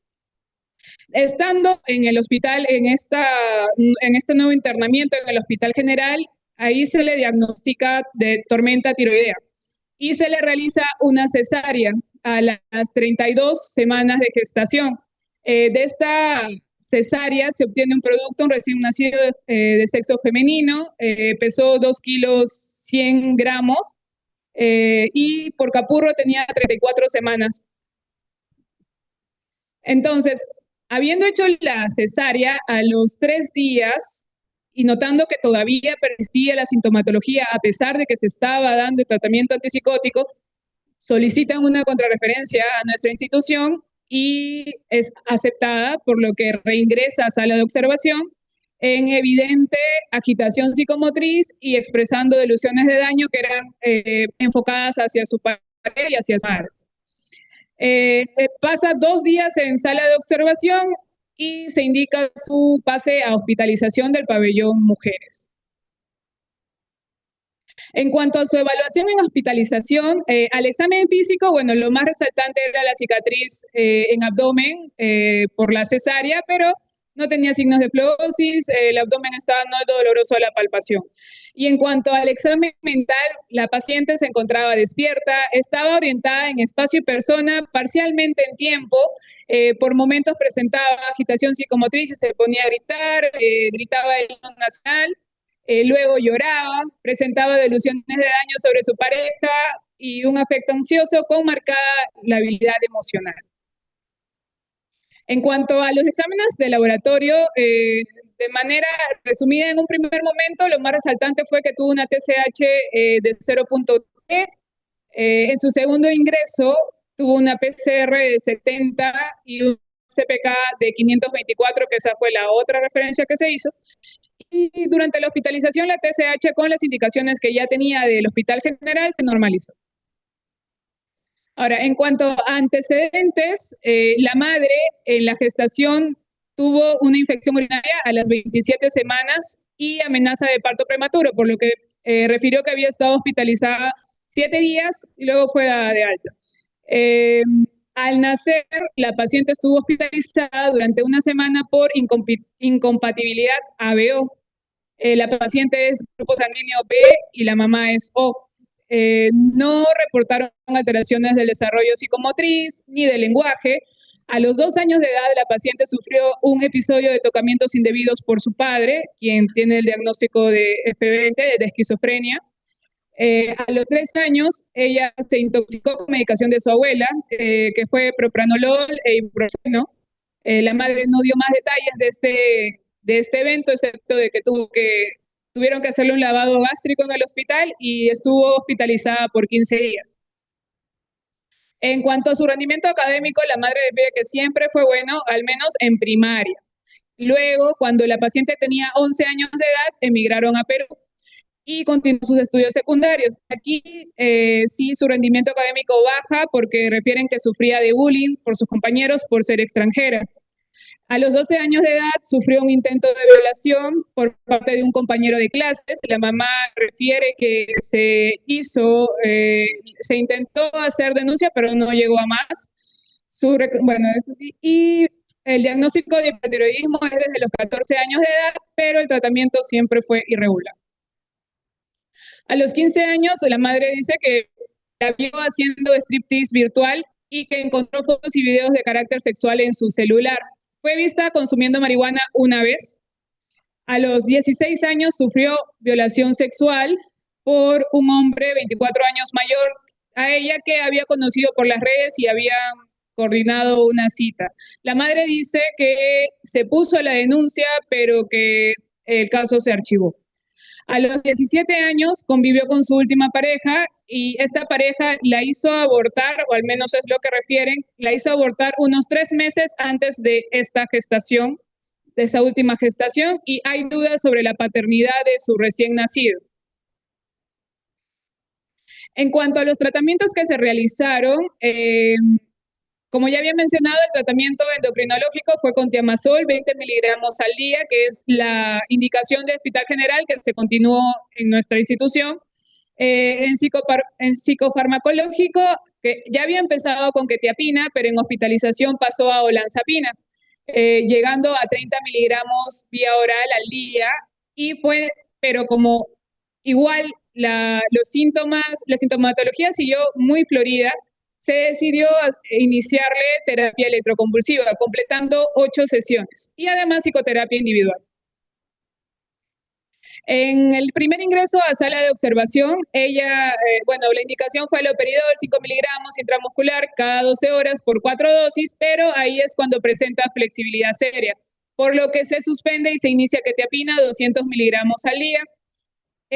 Pero ahí es cuando vuelve a presentar alteración, ahí es cuando por primera vez presenta alteración de las funciones vitales y se suspende y se hace la primera referencia. En su segundo ingreso a sala de observación se indica haloperidol 5 miligramos vía intramuscular cada 24 horas y quetiapina 200 miligramos vía oral cada 24 horas. Esto solamente tuvo una dosis de cada uno porque nuevamente presentó alteraciones de funciones vitales y nuevamente fue referido. En el tercer ingreso a sala de observación, ya se tenía la información de que era manejada con tiamazol, 20 miligramos por día, y aquí se indica haloperidol, 5 miligramos vía intramuscular, con midazolam, 5 miligramos vía intramuscular también, cada 8 horas, y continuar con la dosis de tiamazol. Pero esto solamente fue de ingreso, porque al día siguiente se suspende el haloperidol, se inicia quetiapina 200 miligramos vía oral y se disminuyó la frecuencia del midazolam a cada 12 horas. Como su evolución era estacionaria, se cambia a olanzapina 20 miligramos vía oral durante 2 semanas aproximadamente. A la vez también recibió otros medicamentos como valproato de sodio, 1500 miligramos vía oral por 3 días, viperideno 4 miligramos vía oral por 5 días y clonazepam 8 miligramos por 3 días. Durante la hospitalización, la estabilización se logró con olanzapina, 30 miligramos vía oral. Con esta dosis estuvo aproximadamente un mes, tiempo durante el cual también recibió el curso de terapia electroconvulsiva debido a la persistencia de la agitación psicomotriz y de la heteroagresividad. Y además también tuvo por una semana levomepromacina 100 miligramos vía oral. En total fueron 8 sesiones de terapia electroconvulsiva, fue con técnica bitemporal de aplicación interdiaria. La carga fue de 104 milicumbos, bueno, ya, los datos. Todas las convulsiones se obtuvo convulsiones al primer intento en todas sus sesiones. Lo que sí fue que en la tercera sesión se evidenció una elevación de la presión arterial. Llegó hasta 180/90 post-convulsión, por lo que se indicó que las siguientes sesiones se tenía que aplicar captopril 25 miligramos vía sublingual previo al inicio de la sesión. Con esto se obtuvo la remisión completa de los síntomas psicóticos y también se habló con la paciente para promover la estructuración y la motivación en cuanto al vínculo con la hija, ya que la recién nacida había quedado a cargo de un programa del Estado. Al inicio, y la estabilización de las hormonas tiroideas. Al inicio, la paciente no quería saber nada de la hija, pero conforme pasó el mes ya empezó a preguntar por ella, se le autorizó tener una videollamada con la bebé y se notó que el vínculo ya se estaba generando. Los resultados que se obtuvieron con esta paciente fueron avalados por el cambio de puntaje de su escala breve de evaluación psiquiátrica de inicio, que estaba en 86 puntos, y posterior, ya para el alta, quedó en 20. También hubo estabilización afectiva y conductual, y las hormonas tiroideas estuvieron en rangos dentro del valor normal. En cuanto a la discusión, en este caso resalta la necesidad de la participación de varias especialidades, porque no solamente fue psiquiatría, sino también ginecología, neonatología, endocrinología, para poder lograr la estabilización clínica del paciente y asegurar la supervivencia de su recién nacido. Entonces, de aquí nosotros notamos la importancia de poder evaluar causas orgánicas cuando de repente, cuando hay síntomas psiquiátricos que aparecen de manera brusca, y además que la paciente, ahondando en la historia, ya tenía antecedentes del hipertiroidismo y también ya hablando sobre antecedentes familiares, el papá con esquizofrenia. Entonces, aquí fue necesario el abordaje combinado, ya sea con el uso de antitiroideos, los antipsicóticos y la terapia electroconvulsiva, lo cual es necesario para el manejo de psicosis en contextos médicos complejos. Entre las fortalezas que presenta este informe de caso, llama la atención la psicosis como un síntoma inicial, poco frecuente, pero que puede ser inicial de tormenta tiroidea. Entonces, aquí tanto el seguimiento hormonal, conductual e indicadores clínicos permitió que nosotros pudiésemos determinar cuáles iban a ser las decisiones terapéuticas con respecto a esta paciente. Ahora, en cuanto a limitaciones del caso, la paciente tenía un mal, básicamente no tenía soporte familiar, la mamá literalmente dijo que no quería saber nada de ella, el papá de su hijo, que en realidad está en duda de si en realidad es su papá, es consumidor de drogas, y aparte también hay que considerar los antecedentes de abusos, tocamientos indebidos, abuso sexual que ha tenido la paciente durante su vida. Y bueno, hay también otras condiciones de vulnerabilidad, estarían la migración, la pobreza y el consumo de sustancias que al menos en los metabolitos en hospitalización salieron negativos, pero ya había el antecedente de que sí había probado al menos. También que la literatura señala que el embarazo no protege contra trastornos psiquiátricos, que en realidad es más, puede ser contraproducente si es que la persona tiene una vulnerabilidad genética ya establecida. Y que es fundamental considerar la disfunción tiroidea en el diagnóstico diferencial de psicosis perinatal, especialmente si hay sintomatología como alteración de los signos vitales o alteración del sensorio. Y en cuanto a las conclusiones, bueno, aquí en este caso se ha mostrado cómo una complicación médica puede manifestarse inicialmente como síntomas psicóticos agudos en una paciente gestante que no tenía antecedentes psiquiátricos previos. La persistencia de la psicosis tras el control hormonal nos sugiere que ya la paciente de por sí tenía una vulnerabilidad individual vinculada a antecedentes familiares y a un historial de trauma, evidenciando la importancia de una evaluación diagnóstica integral. La respuesta positiva al tratamiento multidisciplinario confirma la necesidad de que así sea nuestro abordaje multidisciplinario. Debemos incluir tanto causas médicas, sobre todo alteraciones tiroideas, en el diagnóstico diferencial de la psicosis gestacional, sobre todo cuando notamos que hay signos vitales alterados o una evolución clínica atípica. Además, ya está reportado que el embarazo puede ser un factor desestabilizador de la salud mental. El trabajo coordinado entre distintas especialidades fue esencial para proteger la vida tanto de la madre como del hijo, permitiendo finalmente una remisión de todos los síntomas psicóticos.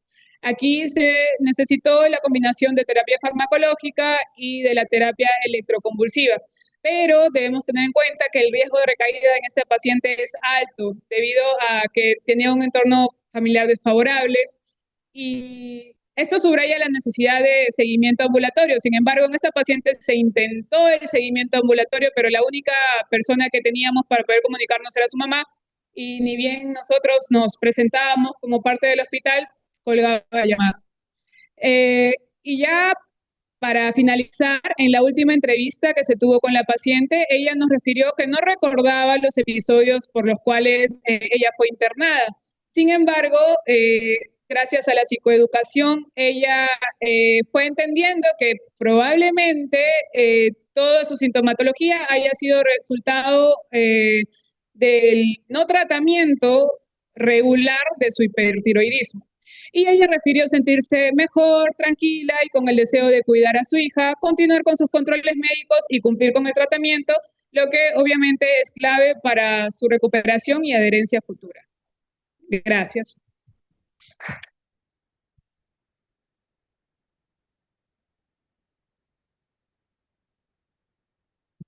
Agradecemos a la doctora María Vega por su exposición. Y bueno, a continuación, siguiente caso, a cargo del doctor Luis Ricaldi, médico residente del Hospital Balizán.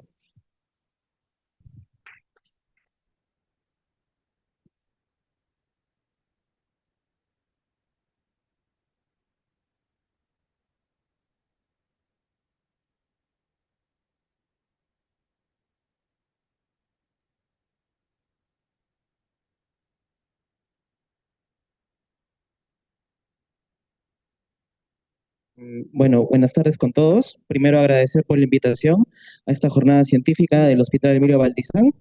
Y bueno, en esta oportunidad me presento, soy el médico residente de segundo año, Luis Leonardo Ricaldiasto, y bueno, junto con mi colega, también médico residente de segundo año, Carlos Enrique Cavabasi, hemos realizado este caso clínico que lleva por título Uso de clozapina en paciente con TLP y TDAH, reporte de caso. Aquí, bueno, esto es más que nada la agenda que vamos a ver actualmente durante esta exposición. Y bueno, ya hablando de la primera parte que es la introducción, eh, voy a ser muy conciso en esta parte porque en la mañana ya hubo una conferencia sobre el TLP y creo que ahí explicaron mucho mejor esta parte. En esto quiere decir, bueno, que el TLP tiene una alta prevalencia dentro de nuestra población de enfermos psiquiátricos, ya que llega al 1% del total de adultos y está asociado a una alta comorbilidad con otras condiciones de salud mental.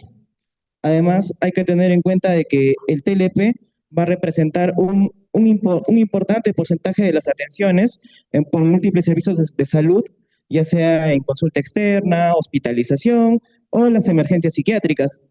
Y más que nada esto se da en el momento de las crisis. En cuanto al TDA, el TDAH es un trastorno de neurodesarrollo que va a afectar aproximadamente al 2.5% de adultos en general en todo el mundo. Y bueno, se ha descrito que alrededor del 38% de estos casos de TLP van a presentar un TDAH comórbido, ¿no? Esto más que nada en algunas poblaciones europeas, en las cuales podemos ver que este porcentaje es mucho más alto. Eh, Después, bueno, existen también algunos otros estudios en los cuales se puede ver de que en cohortes de pacientes hospitalizados que fueron diagnosticados con TLP, los cuales fueron seguidos por 24 años, se halló que un 5.9% se suicidaron. Y bueno, en metaanálisis ya más recientes, se han encontrado que pacientes con TLP, la tasa combinada de ideación suicida, intento suicida y suicidios era del 80, 52 y 6% respectivamente, ¿no? Dentro de todo este espectro suicida. Entonces, el riesgo de conductas del espectro suicida y el aumento de la morbilidad se van a relacionar con la presencia de algunos trastornos comórbidos, ya sea como trastornos afectivos, trastornos ansiosos, trastornos de consumo de sustancias o algunas otras comorbilidades del neurodesarrollo, como puede ser el TDAH o el TEA, lo cual puede agravar estas conductas suicidas. Además, dentro de la evaluación que hemos hecho, hemos visto que no hay una evidencia significativa sobre el uso de clozapina en algunos pacientes con TLP y TDAH comórbidos en la actualidad. Ahí viene, bueno, la importancia por la cual nosotros decidimos reportar este caso, ¿no? Ya hablando un poco de nuestra realidad actual, en nuestro hospital, que es el Hospital Emilio Valdizán, para la estadística del año 2023, se ve de que los pacientes con trastornos de personalidad van a corresponder al 5.73% y de las atenciones por consulta externa, mientras que en caso de las atenciones por hospitalización viene a ser aproximadamente cerca del 2%, ¿no? Hay que tener en cuenta de que dentro de los trastornos de la personalidad que se atienden en el hospital, 2/3 de estos van a ser relacionados a trastornos de TLP o, bueno, trastornos limítrofe de la personalidad. Ya para presentar el caso, bueno, hay que tener en cuenta que toda esta presentación se hace pidiendo el permiso a la paciente y también pidiendo permiso a los padres, bajo la firma de un consentimiento informado, en el cual, bueno, es una paciente de sexo femenino de 23 años de edad, que, bueno, nació en Lima, Perú. Actualmente, bueno, ella llegó hasta el grado de secundaria completa, que lo terminó a los 19 años. Además, no, dentro de su historial como su vida laboral, podemos ver de que ella solo ha trabajado una sola vez como vendedora de ropa durante 3 meses.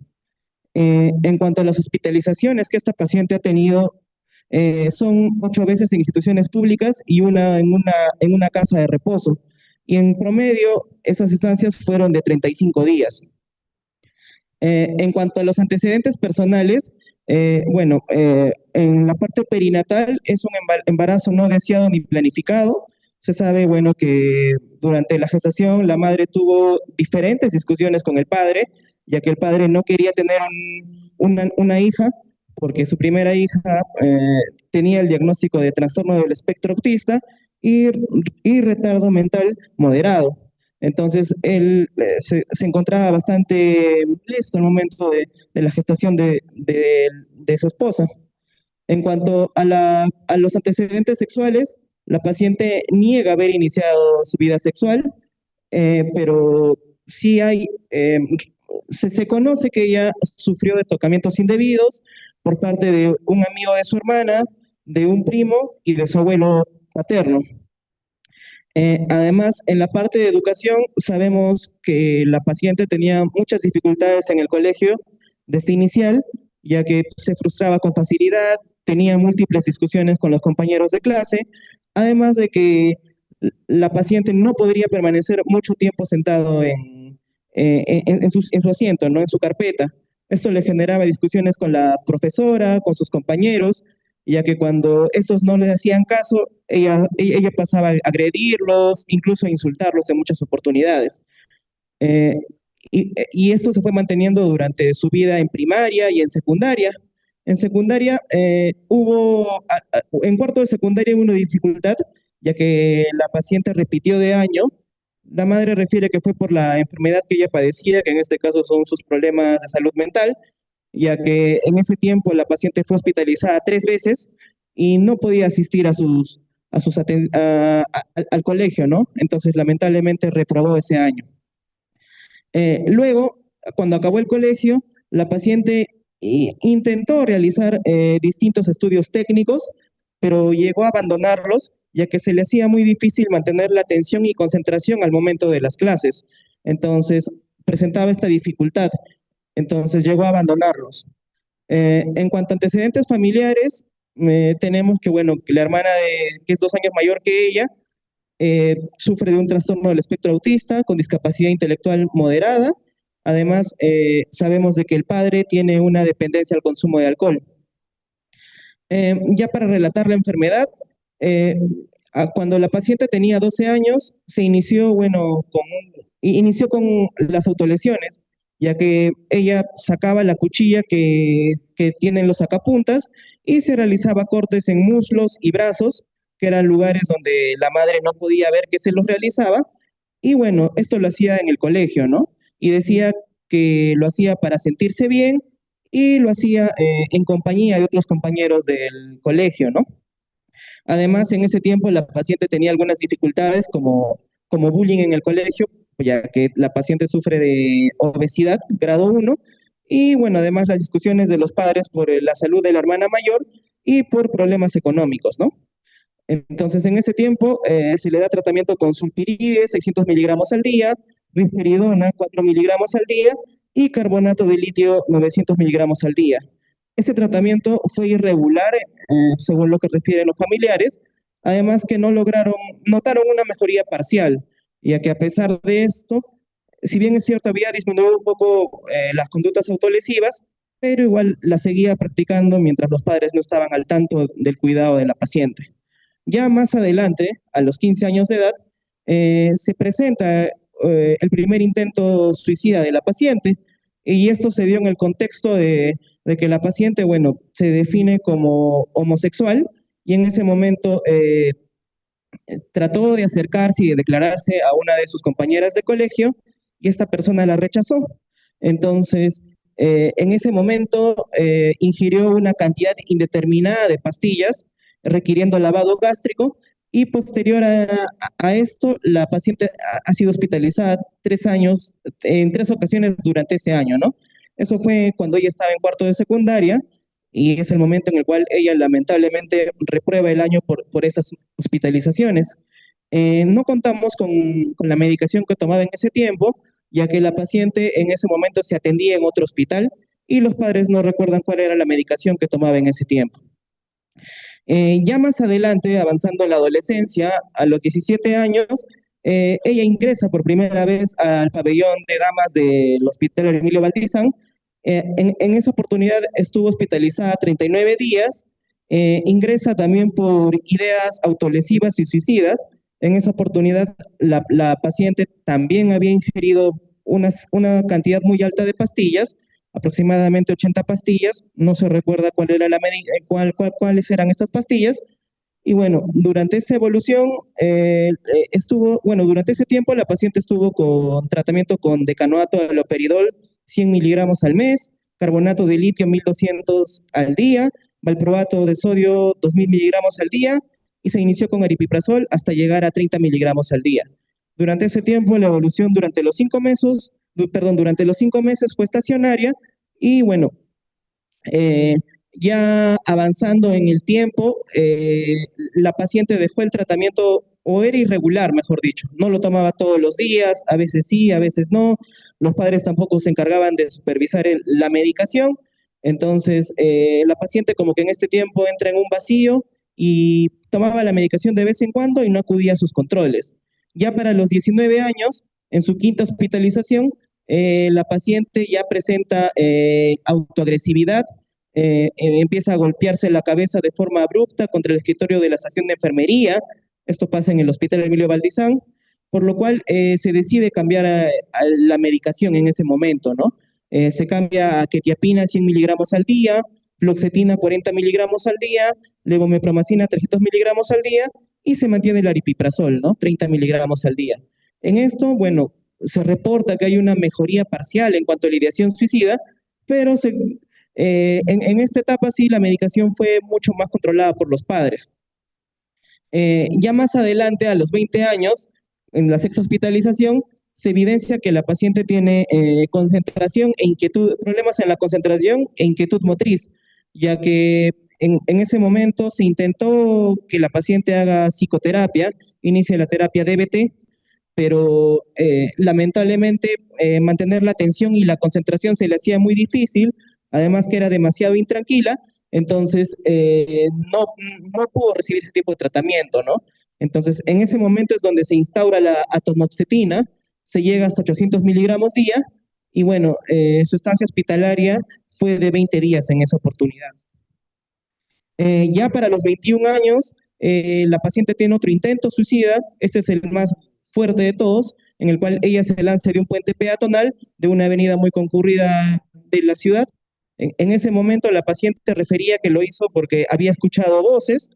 Fue la única vez en la cual la paciente presentó algún tipo de síntoma psicótico y bueno, tras este evento la paciente es llevada a un hospital general donde la hospitalizan, bueno, porque tiene una fractura en el pie y la familia opta por internarla en una casa de reposo por 6 meses, ¿no?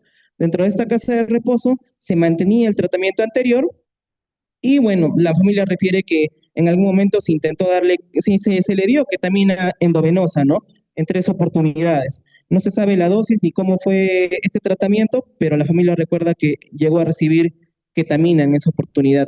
La paciente fue expulsada de la casa de reposo por una dificultad que tuvo, ya que tenía múltiples discusiones con los otros internos de la casa, además que se lanzó del segundo piso de la casa porque ya no quería permanecer en ella. Ya a los 22 años, cuando se le expulsa de esta casa de reposo, estuvo una semana en casa y después la paciente se torna agresiva contra los padres, tenía algunas conductas como retirarse la ropa, se negaba a tomar la medicación y manifestaba deseos de querer acabar con su vida, ¿no? Entonces, en ese momento, la paciente acude a emergencia y bueno, es hospitalizada y se inicia con tratamiento con quetiapina 800 miligramos al día, carbonato de litio 900 miligramos, topiramato 200 miligramos al día y sertralina 150.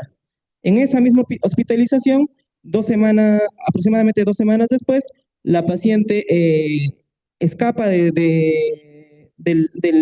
espacio donde se encontraba y se oculta en el tópico de enfermería, agarrando, bueno, las pastillas de los demás pacientes y logra tomarse 15 pastillas de amisulprida y bueno, y se golpea la cabeza contra la pared repetidamente, ¿no? En ese momento en el hospital se realizó un lavado gástrico, se realizaron controles de EKG, laboratorio y no se encontró ninguna alteración, ¿no?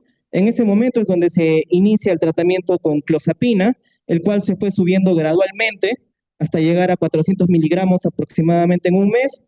Y bueno, de ahí se implementa el tratamiento con atomoxetina, 60 miligramos al día, valproato de sodio, 1000 miligramos al día, y bueno, la paciente ya para el alta inicia terapia de familia, ¿no? Eh, Durante ese tiempo, la paciente mantuvo una estabilidad durante un mes sin tener episodios de autolesiones o conductas suicidas. Y bueno, en consultorio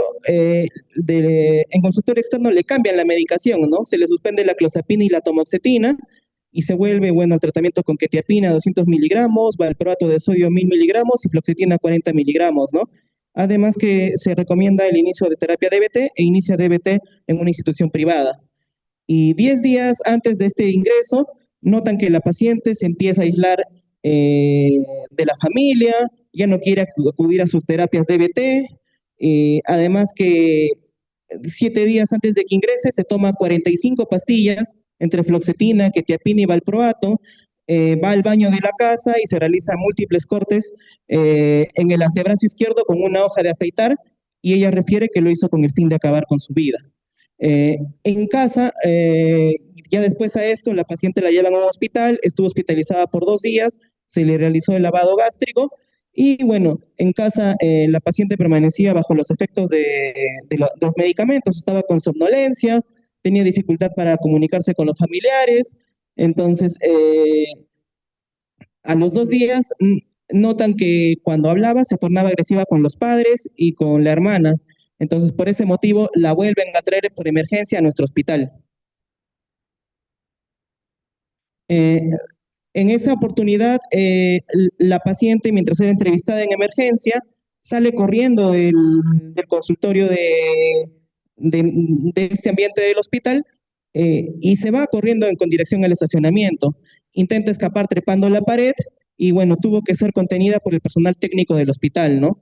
Mientras era trasladada nuevamente con dirección al consultorio, la paciente intenta agredir al personal que la estaba acompañando, ¿no? Entonces, en ese momento se le aplica la medicación de midazolam 10 miligramos intramuscular y el haloperidol 5 miligramos intramuscular.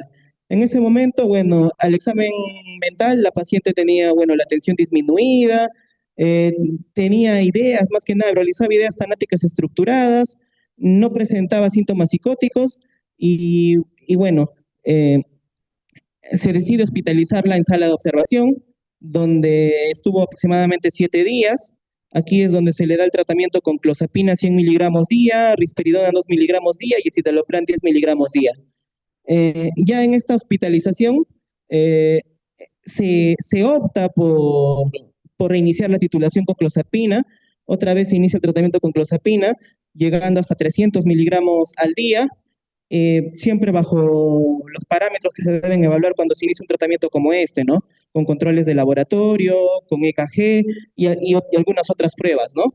Entonces, en esta hospitalización se nota que la paciente disminuye las conductas heteroagresivas, las conductas suicidas, las conductas autolesivas y también la ideación, ¿no? Eh, en esta oportunidad la paciente se queda 31 días hospitalizada en nuestro hospital. Además de eso, la paciente inicia su terapia DBT y continúa con la terapia de familia, ¿no? Con la cual continúa hasta ahora la paciente. Eh, entonces, como podemos ver en este caso, es una paciente con múltiples y severos intentos suicidas. En ella lo que más se destaca, lo que más se marca es una marcada desregulación emocional a pesar de los múltiples esquemas farmacológicos y psicoterapéuticos que lleva, ¿no? Además que a pesar de todos los tratamientos que ha estado recibiendo, persiste la severidad de la sintomatología y el riesgo suicida, ¿no? Por eso es de que se decide usar una estrategia no convencional como es el uso de la clozapina, ¿no? Entonces, ya viendo un poco la evidencia que existe sobre el uso de clozapina en pacientes con TLP, se puede ver de que es una evidencia bastante limitada. Además, hay algunos estudios retrospectivos, el más grande del 2017, en el cual, bueno, se compara con algunos otros medicamentos el uso de clozapina y se ve que hay una diferencia significativa, ¿no? Disminuyendo el número de hospitalizaciones, los días de internamiento, las autolesiones, la sobredosis y la medicación concomitante luego del uso de clozapina, ¿no? Ya que eh, es lo que se observa a través de esos estudios. No obstante, de acuerdo a nuestra búsqueda bibliográfica, no hay estudios prospectivos ni ensayos clínicos con diseños rigurosos sobre el tema, ¿no? Ya que este sería un campo muy interesante de abordar para poder mejorar la calidad de vida de este tipo de pacientes. Eh, Además, diferentes estudios mencionan que, según las bases neuronales, existen patrones en común anormales compartidos entre el TLP y el TDAH, ¿no? Entonces, tal vez el conocimiento de estas áreas van a poder ampliar los posibles objetivos terapéuticos y esto puede fomentar más campos de investigación para nosotros, ¿no? Entonces, ya viendo la evolución de la paciente, se sabe que no ha reportado efectos adversos, ni ya sea por parte de los medicamentos o por la interacción de la clozapina con la tamoxetina. Ya en las conclusiones, hay que tener en cuenta de que la comorbilidad entre TLP y TDAH puede generar un contexto de alto riesgo con gran impacto en los pacientes, ¿no? Como esta persistencia de síntomas impulsivos, estas conductas autolesivas y el riesgo de autolesiones, ¿no? Entonces, bajo este trabajo, nosotros vemos de que la clozapina surge como un fármaco que amerita estudios, ya que se ha visto que en algunas otras enfermedades como la esquizofrenia resistente o en riesgo suicida en pacientes esquizofrénicos es utilizado, ¿no? ¿Por qué no poder utilizar tal vez en el TLP? Para ello tal vez se necesitan aumentar y mejorar la calidad de la evidencia, ¿no? Para poder tener mejores resultados en favor de nuestros pacientes con TLP, ¿no? Bueno, estas son las referencias bibliográficas que hemos utilizado para hacer este marco. Y bueno, lo único que podría acotar en esta parte es, a pesar de todo el estigma que existe a estos tipos de pacientes con TLP, creo que es muy importante abordarlos y afrontar como médicos que somos para que ellos puedan tener una mejor calidad de vida y un futuro prometedor, ¿no? Y el cual pueda ser funcional para la sociedad y bueno, en todos los entornos que involucren para este tipo de pacientes. Gracias.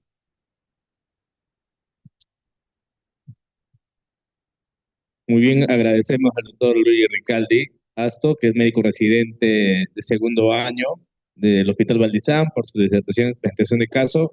A continuación invitamos también a la doctora María Vega y al doctor Ricaldi a estar acá. Adelante, por favor, para que les puedan entregar su certificado. Invitamos a la doctora Estelita de la Cruz, jefe de la oficina de OADI del Hospital Valdizán, a hacer la entrega de los certificados a la doctora María Vega Cornejo y al doctor Luigi Ricaldi. Por palmas para la doctora, por favor. Muchas gracias.